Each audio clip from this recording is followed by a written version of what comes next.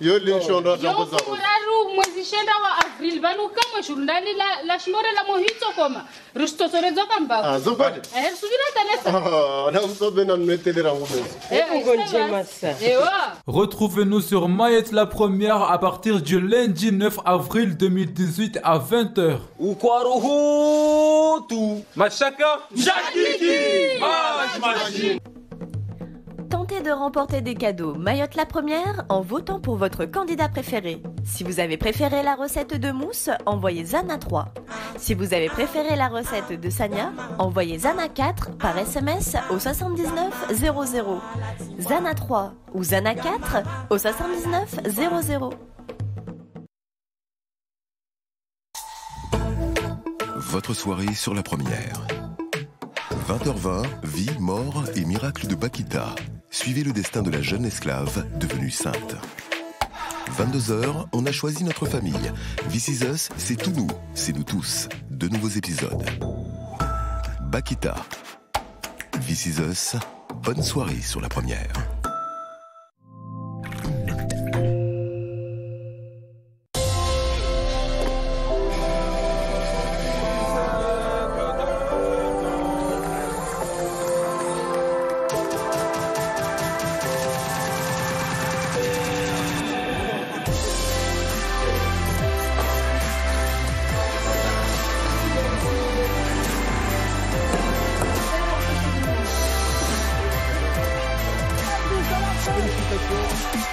Notre objectif, ton insertion. Alors, rejoins-nous au BSMA. Tout sèche ou tout grasse? Phytoxyl sirop 100% naturel au thym, plantain et miel forme un film protecteur sur les muqueuses irritées pour soulager la toux. Phytoxyl, 91% de satisfaction. Nouveau, formule sans sucre et format pratique. Dispositifs médicaux dès 2 ans et 6 ans pour le sachet.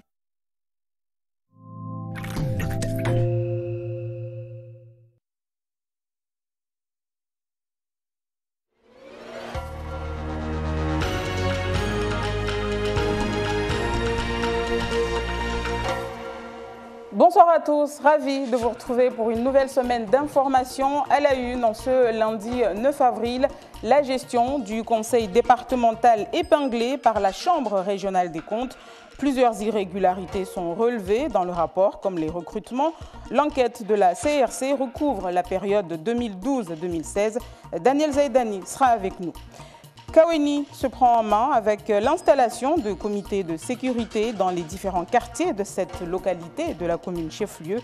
Ce week-end, Mangatele, quartier célèbre de Kaweni, a vu l'installation de son comité. Le reportage à suivre. Et puis, si je vous dis Machaka, Shakiki, vous pensez bien sûr à ce divertissement très connu sur les réseaux sociaux. Eh bien, la série débarque ce soir sur Mayotte Première, la télé. On en parle avec Tony M, président de TV Mafumbuni. Mais d'abord, l'image du jour, plus aucun barrage sur les axes stratégiques du département. Comme vous le voyez, le dernier barrage, celui du carrefour Ngozi, a été levé ce matin par les gendarmes. La circulation est revenue donc à la normale avec les embouteillages monstres aux entrées nord et sud de Mamoudzou. L'information de ce week-end, la gestion du département indexée par la Chambre régionale des comptes dans son tout dernier rapport. L'affaire fait les choux gras de la presse régionale et aussi dans notre département. Et ce n'est pas la première fois que la Chambre régionale des comptes parle ainsi de notre département. Il était déjà le cas en 2016. Les précisions d'Anastasia Laguera et Youssouf Ahmed Matoir.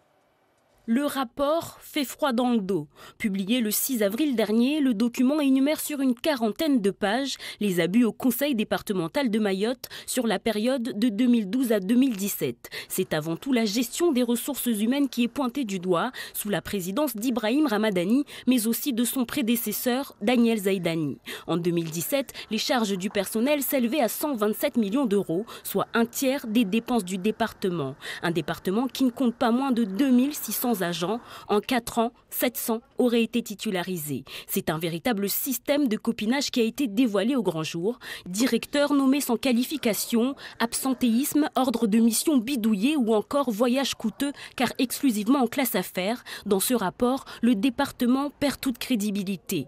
On y apprend aussi qu'une trentaine de personnes travailleraient pour le cabinet du président alors que la loi en préconise 5. 62 hommes pour gérer le parc de véhicules, une masse salariale énorme alors que la population cherche encore les évolutions. En clair, le département vivrait au-dessus de ses moyens. Le rapport a été bouclé en décembre 2017. Étrange timing pour la publication. Une chose est sûre, ces révélations ne risquent pas d'arranger les affaires du territoire déjà plongées dans une crise sociale et économique. Et à noter que la majorité actuelle du conseil départemental n'a pas donné suite à nos nombreuses sollicitations. Ce rapport est donc le fruit d'une année d'enquête des magistrats de la Chambre régionale des comptes. L'enquête porte aussi sur la gestion du conseil général à l'époque où Daniel Zaïdani en était le président. Il est actuellement le conseil départemental de Pamandzi. Daniel Zaïdani, bonsoir. Bonsoir. Alors, le rapport de la CRC englobe votre mandature, on l'a dit. Est-ce que vous attendiez à une mise en index ainsi de votre gestion? Mise en index, je ne sais pas, mais que la Chambre régionale des comptes travaillait là-dessus, nous étions parfaitement informés. D'ailleurs, à ce titre, c'est la raison pour laquelle, à titre personnel, j'ai apporté ma réponse le 2 novembre dernier par mail directement en détaillant les points sur lesquels j'étais totalement opposé. Donc déjà, je suis particulièrement choqué et surpris pour un travail dit de qualité que les analyses, les contre-analyses n'aient pas été portées à ce rapport. De la même manière, le président du Conseil général actuel a également fait une réponse et pour autant, cette réponse n'a pas été prise en compte. Donc on voit bien quand même quelque part, malgré l'expérience de ces hommes, qu'il y a quelque part quelque chose qui n'a pas fonctionné. Alors vous dites que vous leur avez répondu, pourtant c'est écrit noir sur blanc sur le rapport qu'ils n'ont pas reçu vos réponses, que ce soit vous ou bien l'actuel président. C'est la raison pour laquelle j'insiste et je répète que vous dites que c'est un travail de grande qualité et moi je vous dis que ce n'est pas forcément cela. Il suffit d'analyser le document. Pourquoi ça ne serait pas le cas? Écoutez, d'abord la Chambre régionale des comptes, moi je travaille avec elle depuis 2011. Si nous avons réussi à redresser les finances de la collectivité, c'est aussi grâce à leurs recommandations. Mais quelque part, lorsqu'on regarde ce rapport, c'est un rapport à charge. Et il faut dire les choses telles qu'elles sont. Dès la synthèse introductive, on nous présente une collectivité avec des finances difficiles et on nous parle d'une dette de 32 millions d'euros que le conseil départemental n'a toujours pas remboursée. Et pour autant, on omet de rappeler que le territoire, le conseil départemental, attend de la part de l'État des aides à hauteur de 40 millions d'euros, de compensation en termes de bascule fiscale et sur la mise en place du RSA. Cela était mentionné notamment dans le rapport sur la départementalisation de janvier 2016 à la page 61. Et pour autant, le même organisme qui fait cette fois-ci un rapport sur les finances et sur la gestion du conseil départemental omet bizarrement de parler des 40 millions d'euros que l'État doit verser au conseil départemental tous les ans, ce qui correspond aujourd'hui quand même à 120 millions d'euros. Donc moi je veux bien que d'un côté on reproche, mais aussi il faut dire tous les manquements. De la même manière, excusez-moi d'insister, on reproche les choix politiques. La Chambre régionale des comptes n'est pas là pour juger les choix politiques.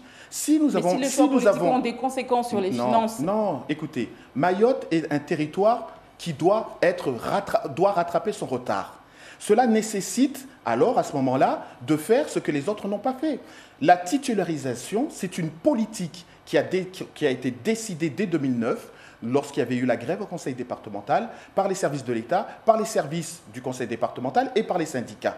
Donc, la titularisation des agents, c'est pour mettre fin à la précarité de ces agents. Pensez-vous qu'il est normal que les agents du conseil départemental doivent renouveler tous les contrats tous les ans, alors même qu'ils sont là-bas depuis 5 ans, 10 ans, 15 ans, 20 ans. Moi, j'estime que ce n'est pas normal. Mais est-ce que, Daniel Zaïdani, quand vous nous parlez de rattrapage, d'harmonisation, est-ce que cela veut dire systématiquement qu'on doit aller vers des dérives, des recrutements massifs? Mais qui vous parle? La CRC, excusez-moi. La CRC, je termine. La CRC insiste sur le fait que, oui, il y a les titularisations, certes, mais ces personnes-là sont titularisées sur des postes parfois où ce n'est pas leur compétence. Ils n'ont pas les compétences pour ces postes-là. Écoutez, les agents du Conseil général ont peut-être pour certains des difficultés.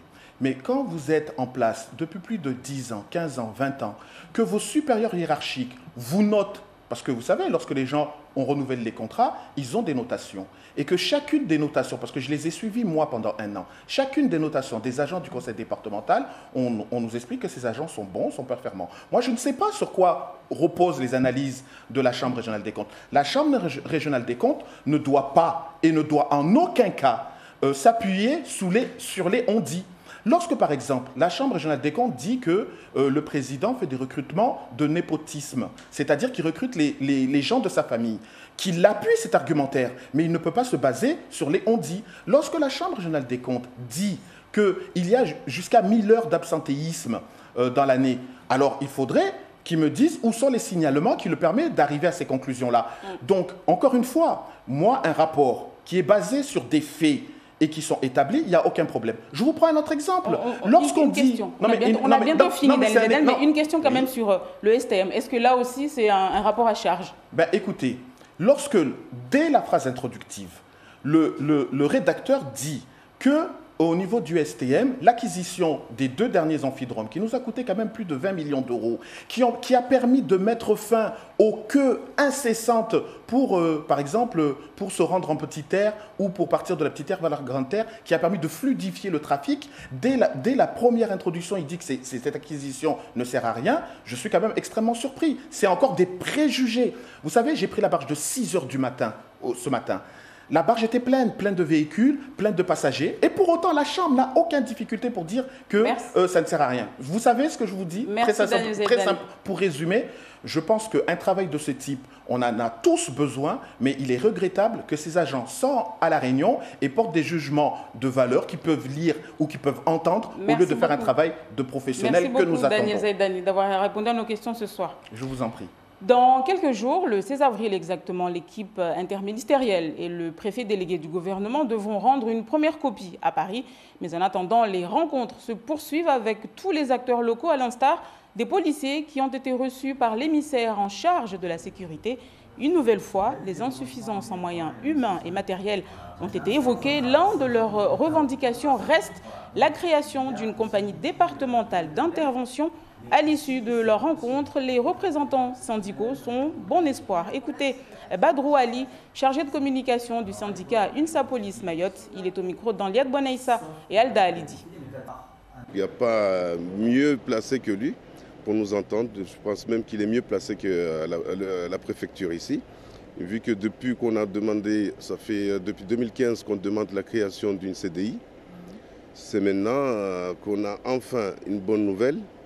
Maintenant, on est attentif, on écoute, on voit comment ça va se passer parce qu'on ne tient pas à ce que ça soit du bricolage. On veut que ça soit une CDI digne de ce nom.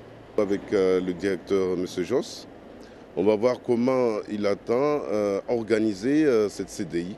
Mais nous, on a demandé, c'est la même chose, mais une autre appellation, compagnie départementale de sécurisation et d'intervention. Visiblement, il y a du retour par rapport à ce qu'on entend dans notre direction.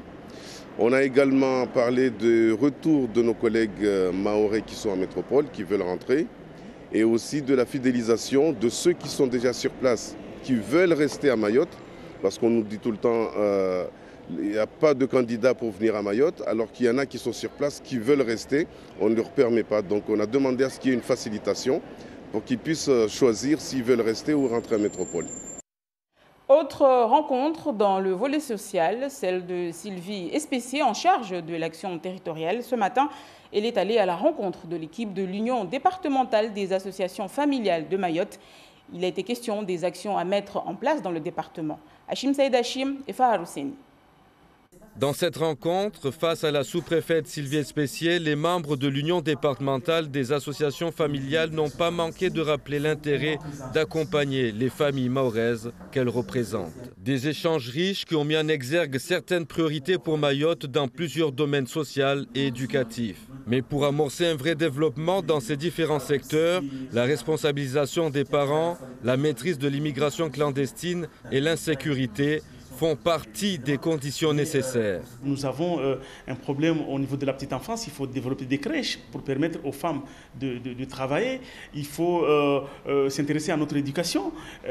Tous les jours, on parle de la construction des écoles, on parle de niveau de scolarité. Mais tout ça, il faut qu'une fois ces préalables seront résolus, parce que les sujets qui restent sont des sujets importants, préoccupants pour l'accompagnement des familles et le développement du pays. L'autorité parentale était l'un des points forts liés à l'éducation des enfants. Leur suivi passe par un bon encadrement au sein de la structure familiale, ainsi qu'une sanction en cas de manquement. Il est nécessaire qu'on puisse responsabiliser les parents dans les actes que font les enfants, et aussi la place de l'enfant dans les actes qu'il commet. L'autorité parentale, c'est leur mission à eux. Tant qu'on ne leur a pas retiré l'autorité parentale, ce sont eux le premier éducateur des enfants. Donc c'est eux qui sont responsables du devenir de leur enfant, mais pas le juge, ni l'avocat, ni telle institution. Des désirs de sécurité et d'éducation entendus aujourd'hui et qu'il faudra satisfaire en tenant compte des nombreuses priorités du territoire. Nous recensons les besoins, nous rencontrons toutes les parties prenantes. Nous faisons un état des lieux, nous cherchons des solutions, les solutions les plus adaptées, celles qui doivent être mises en œuvre rapidement.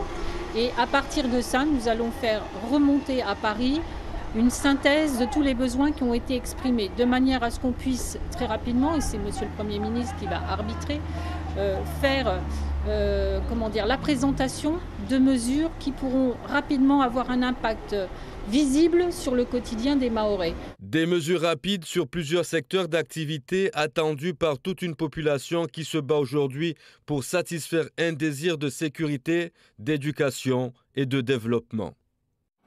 Et d'autres acteurs sont également très actifs. Il s'agit des acteurs économiques qui ont aussi porté leurs revendications dans la plateforme commune des 101 propositions. Miss Baudine Bakar nous a rejoint. Bonsoir. Bonsoir, Siti. Alors, en raison des conséquences de la grève générale, le préfet a présenté des mesures d'urgence aux représentants du patronat. Quelles sont-elles ? Alors, il y a 9 mesures au total, des mesures très concrètes. On va les voir ensemble, à commencer par décalage des paiements des frais de douane, des moratoires sur les dettes fiscales et sociales des entreprises et mise en place des prêts d'honneur. Voilà les 3 premières mesures. On va voir ensemble les 3 autres mesures. L'allongement des prêts de développement outre-mer, adaptation du dispositif crédit d'impôt pour la compétitivité de l'emploi et dérogation accordée pour la prise en compte de l'activité partielle à compter du 20 février. Alors, les 3 autres mesures qui restent, Miss Baudine, sont aussi des mesures spécifiques. Oui, des mesures spécifiques liées aux conséquences de ce mouvement de grève. On va voir, à commencer par le report des dates de remise des liasses fiscales au 1er juillet au lieu du 1er mai, possibilité de recourir aux heures supplémentaires pour cas de force majeure, mais aussi récupération des heures perdues sans majoration. Alors, donc, et pour plus amples informations, Miss Baudine, notamment pour les démarches, les chefs d'entreprise peuvent s'adresser à la CCI ou à l'IEDOM. Et qu'en est-il pour les intéressés? Qu'en pense-t-il? Alors, l'État a fait un geste, mais peut mieux faire. Alors, selon le patronat, se dit satisfait, mais pas totalement. Des questions restent en suspens. Première interrogation, le quand? Le MEDEF souhaite la mise en application immédiate de toutes ces mesures. Et deuxième interrogation, le patronat demande de clarification sur l'exonération des charges en 2018, mais aussi pour une meilleure attractivité du territoire. Selon le MEDEF, la mise en place de la zone franche globale est plus que nécessaire. Merci beaucoup, Miss Baudine Bakar, pour toutes ces informations. On en vient au comité de sécurité mis en place dans les différents quartiers de la localité de Kaweni, une initiative qui en réjouit plus d'un. Pointé très souvent du doigt, le village se prend ainsi en main. Le dernier comité a été installé ce week-end à Mangatele lors d'une fête populaire. En Liad Bonaïssa, Hakim Ali Saïd et Assadi Razafitsen. Mangatele, tout comme les autres quartiers de Kaweni, dispose de son unité de lutte contre la délinquance, le SOP, Solidarité, Obéissance et Prévention. 200 bénévoles au moins en gilet jaune et orange vont sillonner le quartier pour amener l'ordre, la tranquillité et rassurer les habitants. Le mot d'ordre étant le respect et le vivre ensemble. L'engagement citoyen et l'implication personnelle des bénévoles ont favorisé cette prise de conscience, même tardive, de l'intérêt porté à la lutte lutte contre toute forme d'insécurité dans le quartier. C'est une bonne chose pour le quartier. Il n'y aura plus de délinquance. On pourra sortir sans avoir peur de se faire agresser. Dieu merci, depuis que l'association est là, il n'y a plus de problème. Nous sommes tous des volontaires pour discuter avec les habitants de la manière d'agir dans le quartier où sévissent des difficultés. On en parle, on s'aide. Ce pays nous fait tous vivre et donc nous disons que c'est bien que chacun prenne ses responsabilités, qu'il ne persécute personne. Nous, on n'emmerde personne. On ne frappe personne, on explique à tout un chacun comment se comporter avec autrui. Kaweni, poumon économique du département, pratiquement toutes les entreprises y sont installées. Il avait acquis une réputation de quartier difficile, délinquant par d'excellence, une image que tous veulent effacer grâce à la mobilisation de tous. Des gilets jaunes et oranges veillent à chaque coin de rue et pas seulement à Mangateli. La ville de Mamoudzou et la préfecture on va voir ensemble pour voir comment on va pouvoir apporter des solutions, des moyens à ces associations qui s'y donnent au jour le jour. Aussi, je profite de cette occasion pour faire un appel fort au patronat, à toutes les entreprises qui peuvent nous soutenir de tous les moyens, que ce soit pécuniaire, que ce soit matériel, que ce soit de toutes sortes de moyens qu'on peut nous apporter. La délinquance a ici fortement chuté. Autorités, associations de quartier et les habitants sont déterminés à combattre ce fléau et faire de Kaweni, certes, un modèle en matière de lutte contre l'insécurité, sinon le village le plus sûr du département.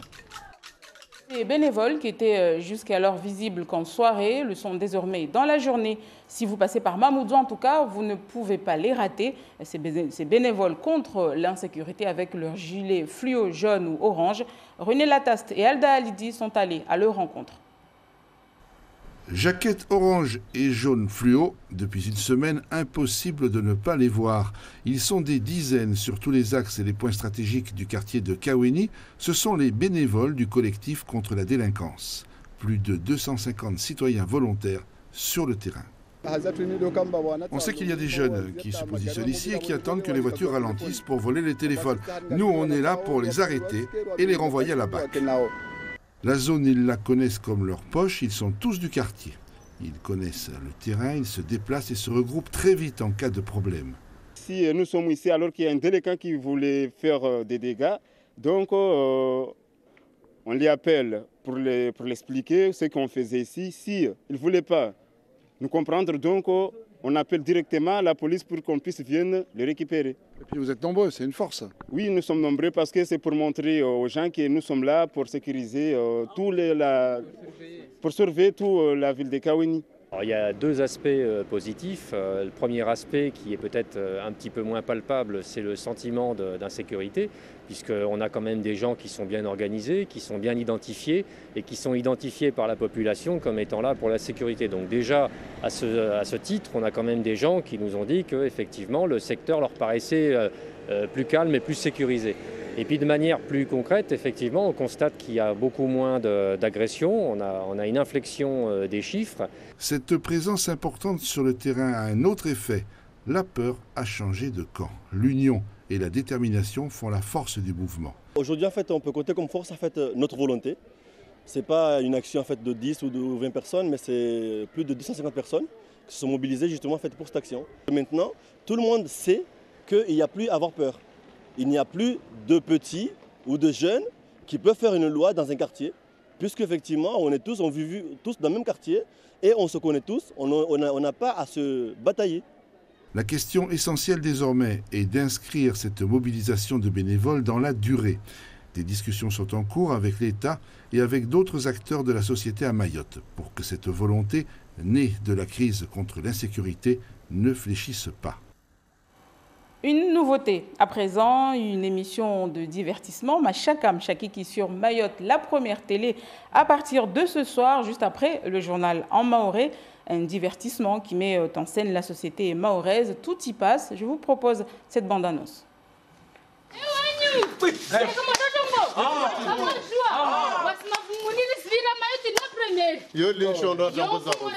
mwezishenda wa Avril vanu kama shundani la shmore la mohito koma rusto sore zoka mbao zopale subira tanesa na usobe na mnetelera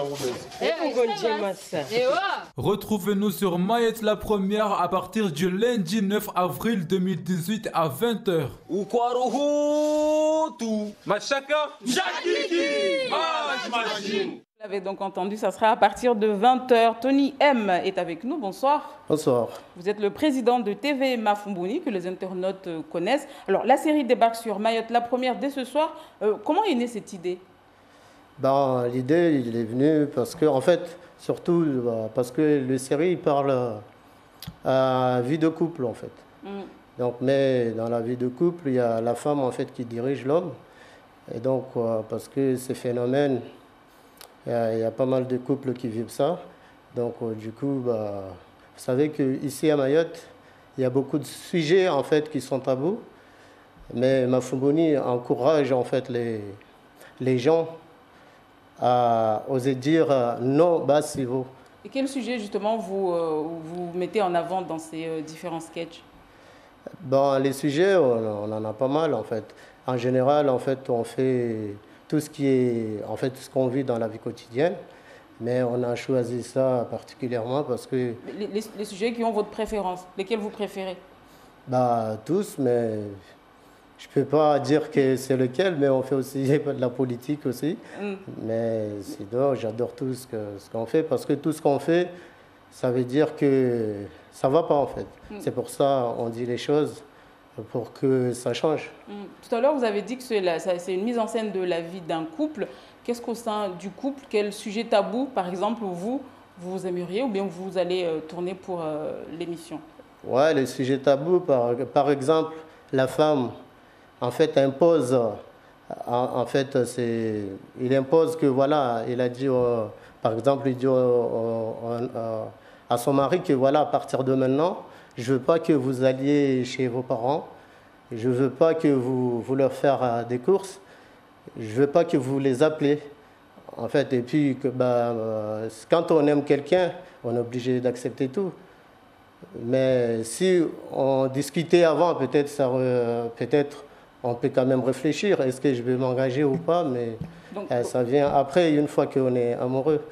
Donc là, vous dénoncez un peu l'occidentalisation qui vient substituer à la tradition, c'est ça ou Ouais, la tradition, parce qu'en fait, on ne voit pas que ça sur Mayotte, mais dans le monde entier, on voit ça tous les jours, malheureusement.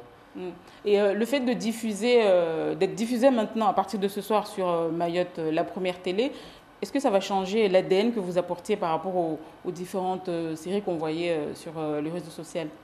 Ouais, je pense. Ouais, Il y aura quoi en plus? En fait, je ne peux pas tous les citer, mais il y a pas mal de choses qui sont dedans parce que c'est un couple qui se marie. Après, il y aura des enfants, il y aura plein de choses que les gens n'osent pas le dire, en fait. Mais sinon, attendez, est-ce que les gens me regardent ou pas? Mais oui, ils vous voient. C'est vrai. Donc, si on comprend, c'est vous. Il y a Chando. C'est vous qui jouerez le rôle du mari, c'est bien cela? Ouais, ça sera qui la femme? La femme, c'est Martha. Martha. Donc, s'il y a des enfants, ça veut dire que vous avez fait un casting pour recruter des enfants, ou bien ça sera les mêmes comédiens qu'on connaît déjà? C'est les mêmes. Mais en fait, ça sera le même, mais ce qui est changé, il va être naître. En fait, il va être naître. Et puis, il va grandir. Après, il va m'amener une copine à la maison et tout. Après, je ne vais pas accepter la copine parce que ses comportements, ça ne me plaît pas. En fait. Mais dernière question sur le titre, Machakam Chakiki, pourquoi? Machakam Chakiki, parce que vous avez déjà mangé du mchakiki, non? Mchakiki, il a toujours de problèmes. Des fois, il n'est pas bien cuit, des fois, il est saignant, des fois, il est trop salé. Donc, du coup, Machaka Mchakiki, c'est des problèmes. Merci beaucoup, Tony M, d'avoir été avec nous ce soir. Okay, Machaka Mchakiki qui donc a retrouvé juste après le journal en moré de Darwesh Daou.